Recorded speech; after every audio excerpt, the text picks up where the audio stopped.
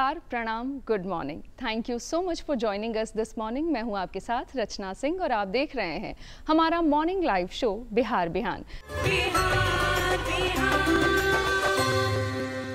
जब बात फिजिक्स की होती है तो आमतौर पर ये बात ज़रूर होती है कि ये बहुत टफ है और ये नहीं पढ़ते हैं, कुछ और पढ़ लेते हैं। लेकिन जो हमें इसके बारे में आज बताने आए हैं वो कहते हैं कि फिजिक्स सबसे आसान है। क्यों? क्योंकि जिस चीज़ को आप आसानी से प्रूव कर सकते हैं वो चीज़ तो वाकई आसान होगी। तो जब बात अगर ह्यूमैनिटीज़ की होती है तो वो अलग एक हिस्सा हो जाता है। लेकिन जिस तरीके से साइंस को जो इज्जत मिलनी चाहिए थी या साइंटिफिक अप्रोच को, जो जिस वैज्ञानिक प्रविधि की हम बात करते हैं, की जब तक चर्चा नहीं होगी तब तक बात नहीं बनेगी। ये पूरी दुनिया, ये संसार जो कोई एक चला रहा है उसे तो मानना होगा, लेकिन उसके साथ ही साथ साइंस को तो लेकर के ही चलना होगा। और आज जो हमारे मेहमान हैं उनकी फिजिक्स में रुचि है, खुद को फिजिक्स का छात्र बताते हैं, लेकिन फिजिक्स में अभी तक उन्होंने बहुत काम किया है, उनके कई सारे शोध हैं और उनसे अगर हम आज के इस विषय के बारे में जानेंगे तो शायद हमारी समझ आज और बेहतर हो जाएगी। और अंतरिक्ष जैसी चीज़ जिसे हम थोड़ा कॉम्प्लेक्स मानते हैं,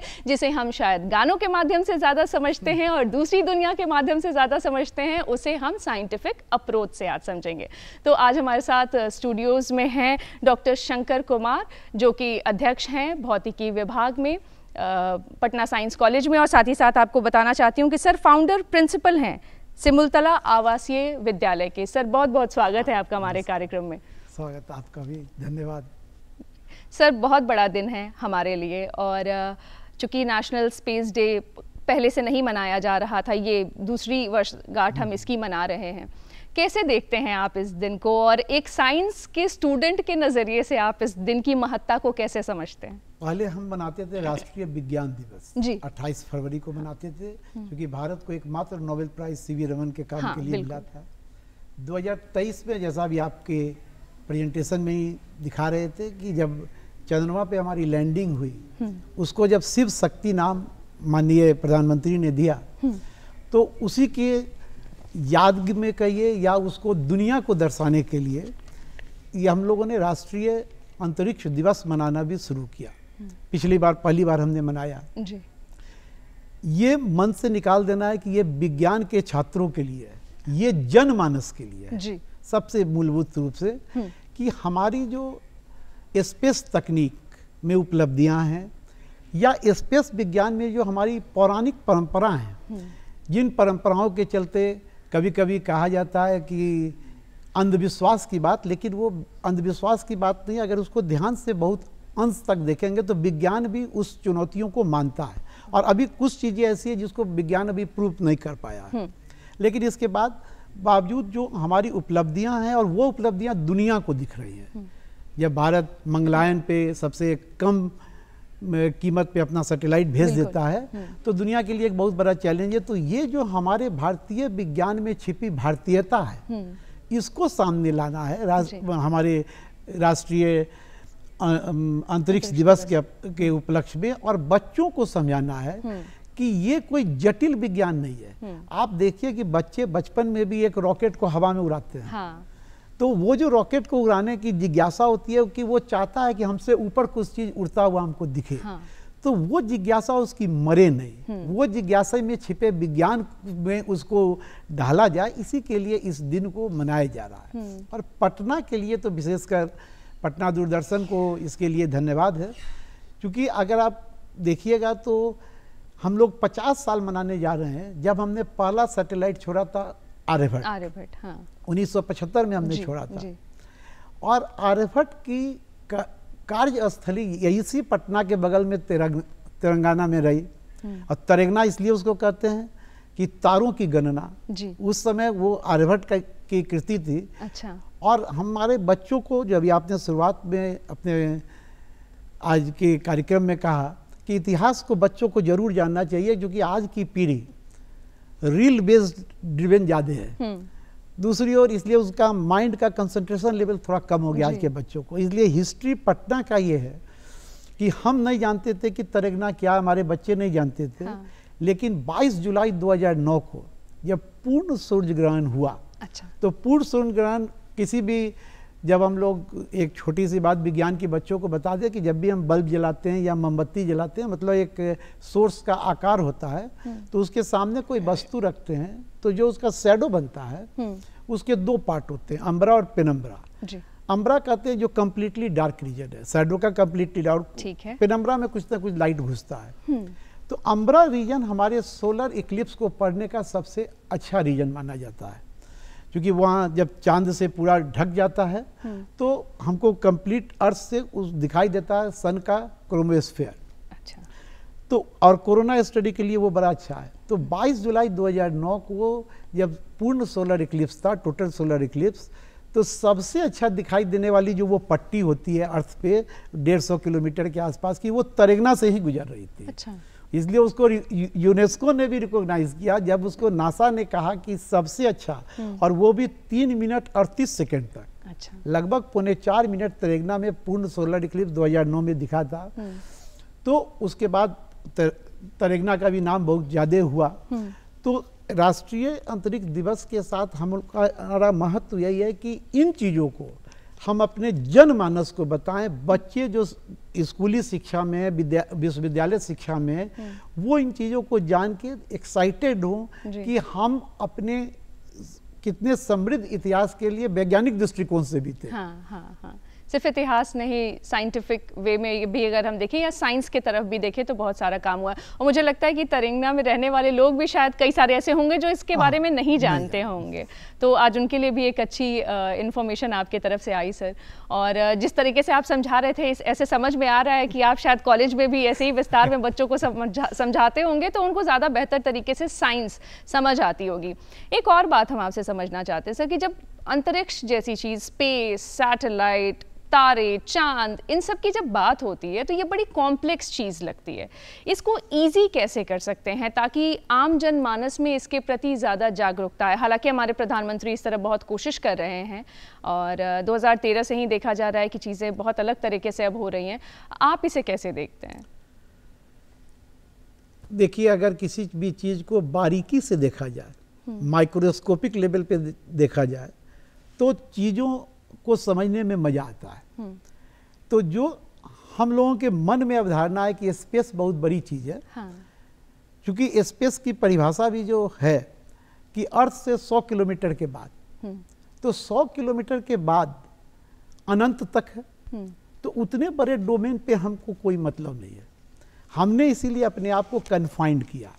लेकिन कोई भी शुरुआत जब होती है, बच्चों को ये जानना चाहिए कि जब आप घर में भी शुरुआत करते हैं तो पहले आप घर में ट्राईसाइकिल से बच्चों को शुरुआत करवाते हैं, ट्राईसाइकिल से उसको बाइसाइकिल पर लाते हैं, तब मोटरसाइकिल स्कूटर देते हैं। ठीक उसी तरह हमारे यहाँ भी वैज्ञानिकों ने शुरुआत की। आप बच्चों को हमेशा दिखता होगा विक्रम साराभाई का वो फोटो, साइकिल के पीछे रॉकेट, बहुत आइकॉनिक। तो रॉकेट जब हम छोड़ते हैं, आप दिवाली में भी रॉकेट छोड़ते हैं, तो उस रॉकेट में जो मसाला होता है वो एक सर्टेन हाइट तक जाता है। बस वहीं से आपका विज्ञान शुरू हो गया कि आपको कुछ ऐसा ईंधन चाहिए जो ईंधन आपको अर्थ से ऊपर ले जाए। अब आप जैसे जैसे ऊपर जाना चाहते हैं, दो चीज़ का आपको ख्याल रखना है कि ऊपर आप किन सामग्रियों को ले जाना चाहते हैं। क्या आपने जीवन जीने की सामग्री को ले जाना चाहते हैं? तो आप याद करें कि अगर आपके माता पिता मकान बनाते होंगे तो धीरे धीरे ईंटा, सीमेंट कलेक्ट करते होंगे।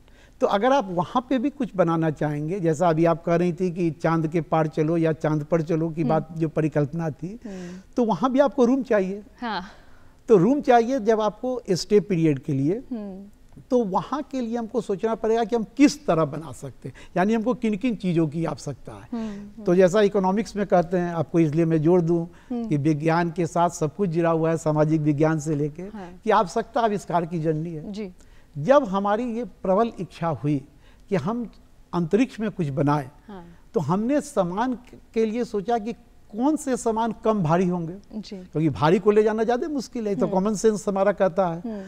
तो जब हम हल्के चीज़ को, तो यहीं से आपके जीवन के लिए जरूरी शोध शुरू हो गया। जो आज आप फाइबर बेस्ड एक सामान देखती हैं, ये चीज़ें हल्की चीज़ और मजबूत हो, ये मटेरियल साइंस का पार्ट हो गया कि आपको चीज़ हल्की भी बना दे लेकिन उसमें स्ट्रेंथ भी हो। तो एक ये ज़रूरत हुई। दूसरी ज़रूरत हुई कि उस द्रव्यमान को ले जाने के लिए, जैसा मैंने कहा कि आपको ईंधन चाहिए, तो ईंधन की बात हो गई जी। और तब इसके आगे हम लोगों ने सोचना शुरू किया कि आखिर हमको सैटेलाइट भेजने की ज़रूरत क्यों है, हम क्या प्रूव करना चाहते हैं जी। तो केवल एक पक्ष जनमानस को पता होता है, जैसा अभी आप कह रही थी कि हम प्रूव करना चाहते हैं कि ब्रह्मांड क्या है या ब्रह्मांड में क्या क्या, ये बहुत बड़ी बात है। हम उस आज का स्पेस टेक्नोलॉजी बहुत जनमानस के लिए काम कर रहा है, इन चीजों से बियॉन्ड नैरो डाउन हो गया। अभी हम आप जो टीवी पे देख रहे हैं, जैसा आपने कहा कि 90 के दशक का डीडी, ये दूरदर्शन का एक्सपेंशन हुआ कैसे? ये सैटेलाइट की देन है जी जी बिल्कुल। ये आज डीटीएच सर्विस आ गया, डायरेक्ट टू होम जी। ये डायरेक्ट टू होम सर्विस क्या है? ये भी सैटेलाइट की देन है। तो हमने अपने को कन्फाइन किया कि सैटेलाइट को किन किन प्रयोगों में लाएंगे। और आज आप लोग जैसा आपके दर्शकों को जरूर जानना चाहिए कि भारत इनसैट सैटेलाइट जो छोड़ता है जी, ये सबसे प्रभावशाली सैटेलाइट में एक है। इसके अलावा भारत रिमोट सेंसिंग के लिए IRS सैटेलाइट छोड़ता है, ओशियन के स्टडी के लिए ओशियन सैट अब छोड़ने लगा है, मेट्रोलॉजिकल स्टडी के लिए मेटसैट छोड़ने लगा है। तो यानी कि हमारा पर्पस है कि हम वायुमंडल को पढ़ना चाहते हैं, हम मौसम को, टेलीकम्युनिकेशन मौसम विज्ञान को पढ़ना चाहते हैं। इनसैट से तो सारा कम्युनिकेशन का काम हम करते हैं। जितना आज की तारीख में आप बैंकिंग सर्विसेज का मजा देख रहे हैं, ये जो आपको ऑनलाइन सर्विसेज या इसको जो हम लोग कहते हैं RTGS रियल टाइम सर्विसेज, ये जितने सर्विसेज संभव हो पाए ये सैटेलाइट की देन है। यानी इनसेट से दूरदर्शन की भी शुरुआत हुई है सर। 82 का वो वक्त है, इनसेट 1A 1B, और उसके बाद उसका मिशन टाइम भी इनसेट 1 का शायद कम था, लेकिन इनसेट B जो छोड़ा गया 1982 में, उसका मिशन टाइम से उसने ज़्यादा एक्चुअली किया था। एक और बात समझना चाहते हैं सर कि फिज़िक्स को आप स्पेस साइंस के कितना करीब मानते हैं और इन दोनों में क्या समानताएं? देखिए, आज की तारीख में स्पेस साइंस में सब कुछ जुड़ा हुआ है। अब इंटीग्रेटेड का ज़माना, जैसा मैंने कहा, फिजिक्स से तो डायरेक्ट जुड़े हुए हम इसलिए हैं कि जो मूलभूत सिद्धांत है जिस पे हम लोग सैटेलाइट छोड़ते हैं, वो वही पुराना सिद्धांत है क्लासिकल मैकेनिक्स का, जो न्यूटन्स के नियम थे ग्रेविटेशन के या केपलर का नियम था। उसी पे आज भी हम लोग काम करते हैं, बेसिक काम। लेकिन आज की दुनिया अब उससे बहुत आगे बढ़ गई है। जैसा मैंने कहा कि आपको एक मटेरियल की ज़रूरत है, तो मटेरियल साइंस वालों की भी ज़रूरत है, लेकिन सबके फंडामेंटल में आपको विज्ञान चाहिए। और विज्ञान में मूलभूत विज्ञान हम लोग फंडामेंटल साइंस दो ही मानते हैं, फिजिकल साइंस और बायोलॉजिकल साइंस। तो फिजिकल साइंस इंक्लूड्स उसका मैथमेटिक्स का पोर्शन हो, केमिस्ट्री तो का पोर्शन हो, मैथमेटिक्स तो मेरा लैंग्वेज है, इसलिए वो फिजिक्स के पार्ट के ही रूप में हम लोग लेते हैं। बायोलॉजिकल साइंस आज की तारीख में बहुत इंपॉर्टेंट है कि जब हम सैटेलाइट को भेजते हैं, और सैटेलाइट पे अब जैसा आपने कहा कि हम लोग अब पुरानी स्थिति में नहीं है, हम लोग मनुष्य को भी भेज रहे हैं एक्सपेरिमेंट करने के लिए। अभी जस्ट समाचार में है कि 2 दिन पहले प्रधानमंत्री से मिले सुभाष शुक्ला जी। तो ये जो हम लोग आदमी को भेजते हैं, तो ये बहुत बड़ा चैलेंज है कि वहाँ ग्रेविटी बहुत कम है। तो उस माइक्रो ग्रेविटी में हमारा बॉडी कैसे वर्क करता है, हमारा बॉडी में क्या चेंजेज होते हैं, हमारे लिए स्पेशल फूड का क्या होता है, हमारे जो एक्सक्रीशन है उस एक्सक्रीशन को रिसाइकिल करने के लिए। तो इन सभी चीज़ों में आज की तारीख में आपको बता दें, एस्ट्रोबायोलॉजी बहुत इंपॉर्टेंट एस्पेक्ट है। अब वो केवल अगर फिजिक्स वाले के लिए वो उपयोगिता नहीं है, वो आज बायोलॉजी वाले भी उतने ही जरूरी हैं हमारे लिए, क्योंकि जब तक वो लैब एक्सपेरिमेंट नहीं होंगे, साइमुलेशन नहीं होगा, तब तक वहाँ के लिए चीज़ें डेवलप नहीं होंगी। लेकिन मूल रूप से अगर किसी को स्पेस साइंस की ओर जाना है, तो 12th तक तो जो हम विज्ञान पढ़ते हैं वो फिजिक्स केमिस्ट्री मैथ हो या फिजिक्स केमिस्ट्री बायोलॉजी, तो कॉमन है पढ़ना, वो तो कॉमन है। इसके बाद आप किसी भी विधा में, फिजिक्स में या किसी और विधा में या इंजीनियरिंग में, अब स्पेस साइंस आपके लिए बाँ फैला के खड़ा है और बहुत एक्सपेंडेड फील्ड है। जी, एक और बात समझना चाहते हैं सर कि जैसे आर्यभट्ट 2 गगनयान, ये यहाँ तक हम पहुँचे हैं, और मुझे लगता है इसमें वैज्ञानिक दृष्टिकोण सबसे ज़्यादा ज़रूरी है।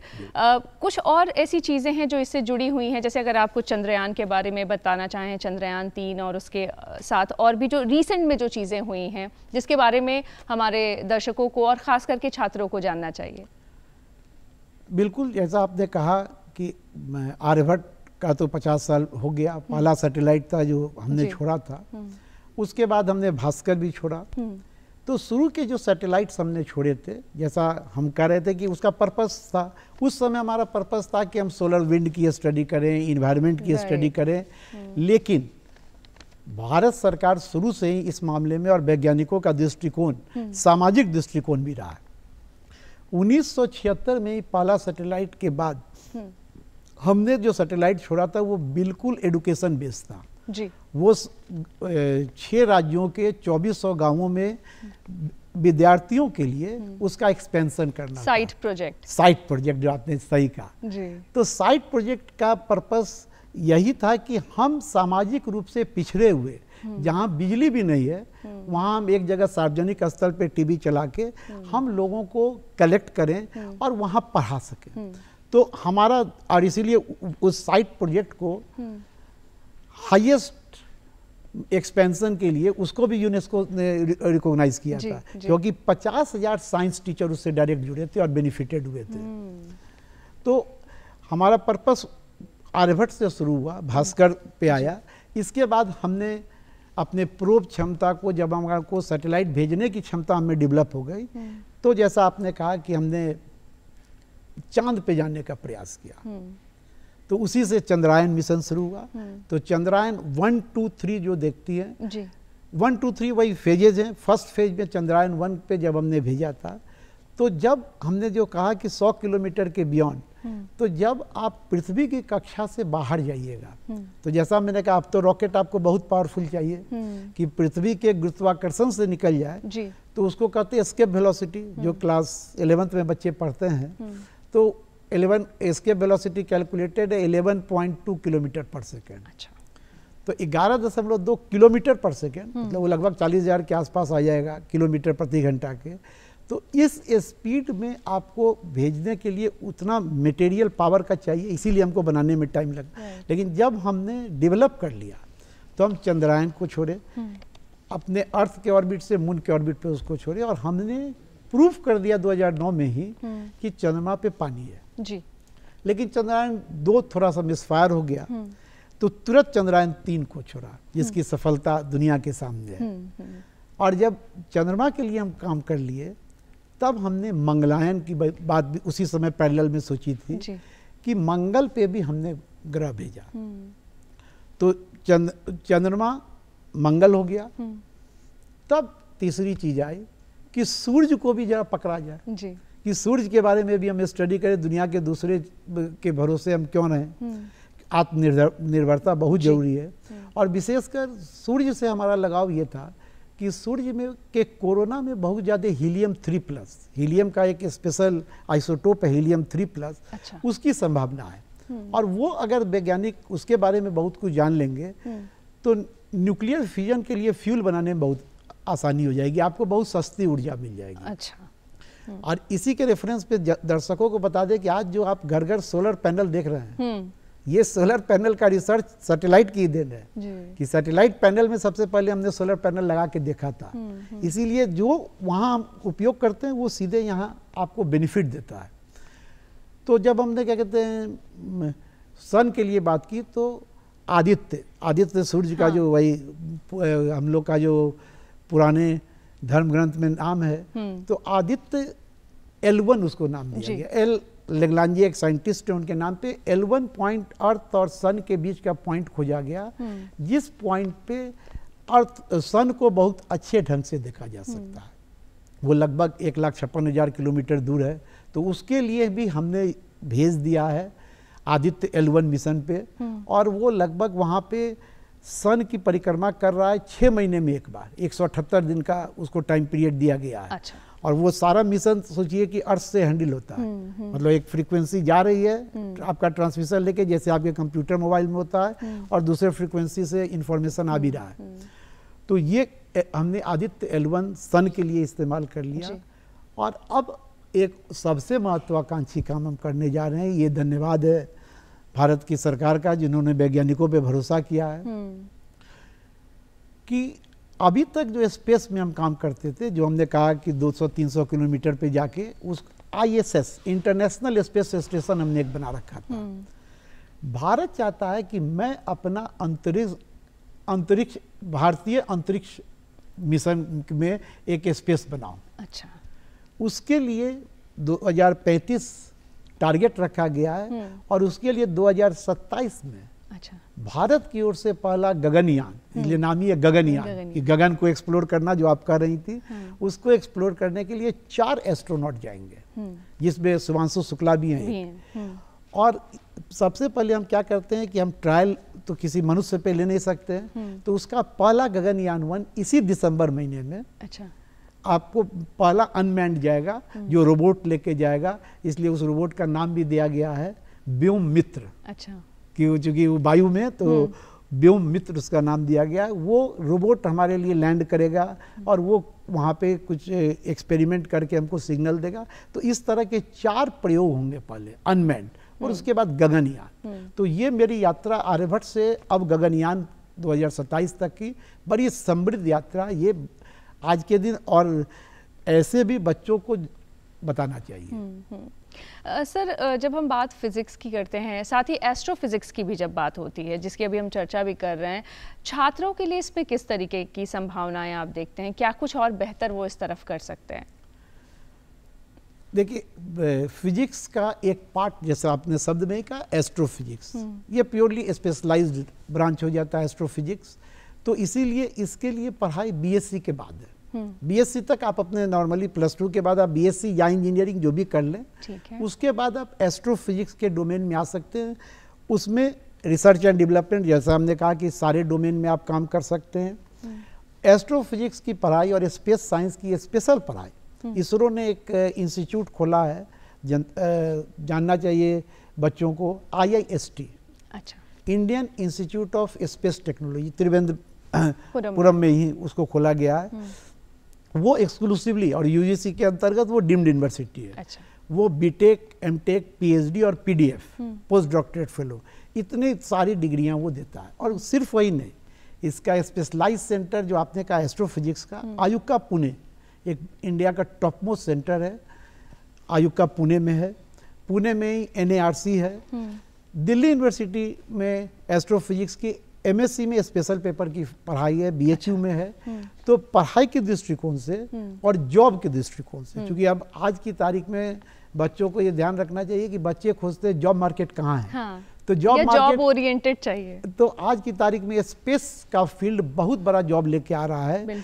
और इसकी एक जीता जाता उदाहरण है कि इंडिया जो स्पेस मार्केटिंग के लिए कंपनी बनाई, एक्जिम, जिसको कि सेमी रत्न का अवार्ड भी मिल चुका है, कि ये सारे स्पेस के जो चीज़ें हैं जो जनमानस के लिए बनाई जा रही है, और जो स्पेक्ट्रम का डिस्ट्रीब्यूशन होता है, ये मार्केटिंग का पार्ट है। अच्छा। तो अब मार्केटिंग के लोग भी हमारे लिए जरूरी है, लॉ वाले जरूरी हैं। अच्छा। स्पेस लॉ आज की तारीख में इमर्जिंग फील्ड है, जैसे साइबर क्राइम हो गया है, स्पेस लॉ, चूंकि वहाँ पार्किंग ऑर्बिट का झगड़ा है, तो इसीलिए ये चीज़ें हैं कि अब अगर आप स्पेशलाइजेशन करें और उसमें एक्सेल करें, दैट इज इम्पोर्टेंट, तो आपके लिए क्षेत्र खुला हुआ है। जी, तो छात्रों को किन किन चीज़ों पर खास करके ध्यान देना चाहिए सर, अगर एस्ट्रोफिजिक्स की तरफ जाना है? तो क्या सब्जेक्ट ऐसे हैं जो मजबूत रखने चाहिए, किसमें बेहतर कर सकते हैं? ये सरकार ने कह दिया है। अच्छा। सरकार ने एक पॉलिसी ही बनाई है।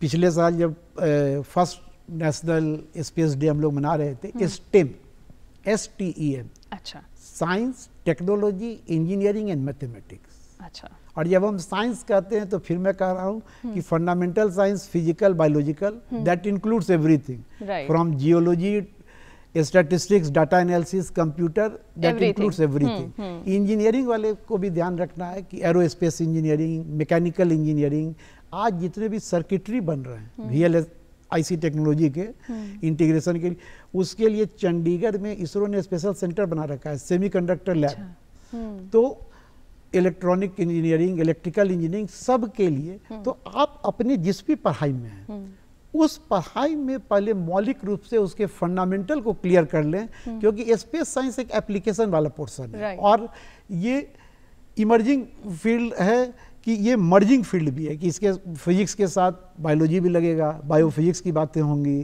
इंजीनियरिंग के साथ टेक्नोलॉजी के साथ मार्केटिंग भी लगेगा कि आप पूरे साइंस में 2 ही चीज़ पे हम लोग ध्यान देते हैं कि आपके पास अल्टरनेटिव सोर्स क्या है, ठीक, और कॉस्ट इफेक्टिव कितना बना सकते हैं। टेक्नोलॉजी का पर्पस यही है, इसलिए साइंस और टेक्नोलॉजी साथ जुड़ केवल परिकल्पना करके छोड़ देंगे तो बात नहीं बनेगी। आपको उसको टेक्नोलॉजी के स्तर पे उस आइडिया को लाना है और उसको फिर कॉस्ट इफेक्टिव बनाना, जो कंटिन्यूअस प्रोसेस है। तो आप अगर अपने फंडामेंटल को स्ट्रॉन्ग कर लेते हैं तो इधर आपका स्कोप बहुत अच्छा रहेगा।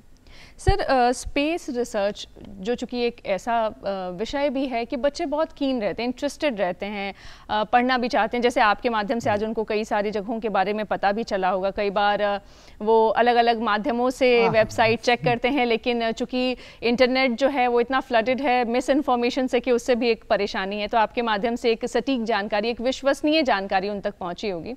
लेकिन विश्वविद्यालय के स्तर पर कौन कौन सी ऐसी चीज़ें हैं सर जिसमें सुधार करने की ज़रूरत है, ताकि यहाँ के जो हमारे बच्चे हैं, जो गाँव से निकल कर आ रहे हैं, जो हाशिए से आ रहे हैं, जिनकी कोई इच्छा उम्मीद इस तरीके की है कि वो उस तरफ अच्छा करें, उनके लिए विश्वविद्यालय में और किस तरीके की सुविधाएं या सुधार होने चाहिए? देखिए, बच्चों को ध्यान में रखते हुए 2009 से इस दिशा में काम किया जा रहा है। स्पेशली आपको बताएं कि अनुसैट का नाम आपके दर्शकों ने जरूर सुना होगा। अन्ना यूनिवर्सिटी ने अपना सैटेलाइट शुरू किया था, SRM ने अपनी सैटेलाइट सर्विस शुरू की, IIT कानपुर ने जुगनू जो हम लोग देखते हैं, उस जुगनू नाम से IIT कानपुर ने अपना सैटेलाइट सर्विस शुरू किया। तो इन सैटेलाइट सर्विसेज का पर्पस ही यही था कि आउटरीच कार्यक्रम के तहत हम बेस्ट एडुकेशन गांव के रूरल बैकग्राउंड तक पहुंचा सके। अब जब पहुंचाने की बात है, वहां पे हम शिक्षकों के जो डायरेक्ट उससे लिंक नहीं है, उनकी भूमिका सबसे महत्वपूर्ण है कि बच्चों को उसका एक्सपोजर मिले और उसमें जो मिसिंग लिंक है उसमें हम फैसिलिटेटर की भूमिका निभाएं। जैसे कि आप देखते होंगे आजकल जितने भी भारत के बड़े बड़े कोचिंग वो क्या करते हैं, अपना सैटेलाइट सेंटर्स चलाते हैं। हाँ, बिल्कुल। तो सैटेलाइट सेंटर्स पे जो टीचर होते हैं उनकी भूमिका ही यही होती है कि जो बच्चे कि बच्चे का अपना इंटेक लेवल है। मेरे ग्रामीण परिवेश के बच्चे, उनका हो सकता है कि नॉलेज बेस उतना स्ट्रांग नहीं हो भाषाई दृष्टिकोण से या फिर उनके अपने विषय के दृष्टिकोण से, और जो वहाँ के लोग हैं उनका एक अपना स्तर होगा, उनका एक टाइम लिमिट में उनको अपनी बात कहनी है। तो इसके गैप को कम करने के लिए बहुत अच्छे कैटलिस्ट की भूमिका हम लोग निभा सकते हैं, क्योंकि सब कोई अपना सैटेलाइट छोड़ के अपना नेटवर्क नहीं चला सकते। और भारत सरकार ने इस दिशा में बहुत अच्छा काम किया है। 1 नेशन 1 सब्सक्रिप्शन हर बच्चों को दे दिया है जी। कि अब सारी किताबें इसी इंटरनेट की उपलब्धता के चलते, क्योंकि एक सस्ता इंटरनेट उपलब्ध हो गया कि अब आपको मल्टीपल की जरूरत नहीं है, सारे रिसोर्सेज आपके मोबाइल पे उपलब्ध है बच्चों के। और अब जैसे जैसे नेट सस्ता होगा और वो बहुत जल्दी सस्ता होगा और भी ज़्यादा, तो चीज़ें छात्रों तक पहुंचेगी। एक आखिरी मिनट में आपसे ज़रूर जानना चाहेंगे सर कि आने वाले दशक में स्पेस टेक्नोलॉजी में और कौन कौन से बड़े बदलाव अब आप देख रहे हैं? जैसे गगनयान की तो अभी हम चर्चा कर रहे थे। देखिए, अब ये है कि जब हम अपने पास हिस्ट्री को देखें तो हम एक्सपेरिमेंट करते करते बहुत स्टेबल हो चुके हैं। अब हम प्रिसीशन की ओर बढ़ रहे हैं। जैसे मैंने आपको कहा अपने लास्ट सेंटेंस में कि अब जब हम डायरेक्ट इंटरनेट पे, अब हम पहले ट्रांसपोंडर भेजते थे, C ट्रांसपोंडर, अब S और KU ट्रांसपोंडर भेजने लगे हैं। तो जब हमारे स्पेसिफिक रिक्वायरमेंट के हिसाब से हम और स्पेसिफिक हो जाएंगे, तो अब अगले दशक में डायरेक्ट पब्लिक से रिलेटेड जो इश्यूज हैं, वो कम्युनिकेशन का इशू हो, वो फास्ट कम्युनिकेशन का इशू हो, वो टेलीमेडिसिन, टेली हॉस्पिटल का या रोबोटिक सर्जरी का है, अब डायरेक्ट इस पे हम काम करेंगे जो सीधे बेनिफिट करेगा। अब हमको पुराने दिनों में नहीं जाना है कि अभी भी हमको ट्रायल एंड एरर पे जाना है। अब इतना समृद्ध हम हो चुके हैं। जी जी। सर, आप हमारे कार्यक्रम में आए, बहुत बहुत धन्यवाद इसके लिए आपका। और नेशनल स्पेस डे पर आपने इतनी अच्छी जानकारी हमें और हमारे दर्शकों के साथ साझा की, इसके लिए आपका बहुत बहुत धन्यवाद। धन्यवाद दूरदर्शन का कि आपने बच्चों को ये बताने का मौका दिया। जी, तो दर्शकों आज के लिए बस इतना ही। अगली सुबह आप हमारा फिर से इंतजार कीजिएगा। बिहार बिहान लेकर अगली सुबह हम फिर पहुंचने वाले हैं। तब तक आप देखते रहिए डीडी बिहार। नमस्कार।